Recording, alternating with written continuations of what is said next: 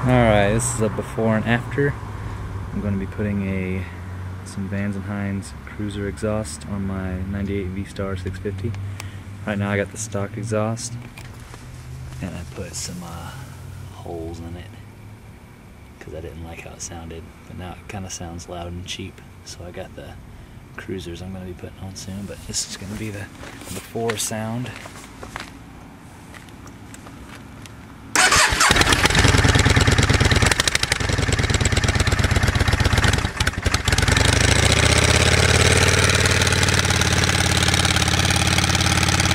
It's cold outside, so I gotta turn the stuff up.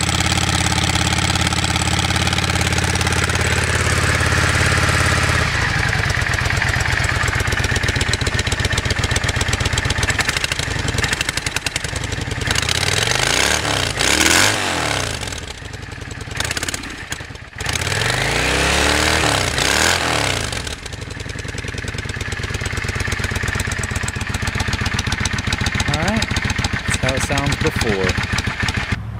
Alright, I have finished putting on the Cruzer exhaust, V&H on my V-Star 650, and it sounds pretty good.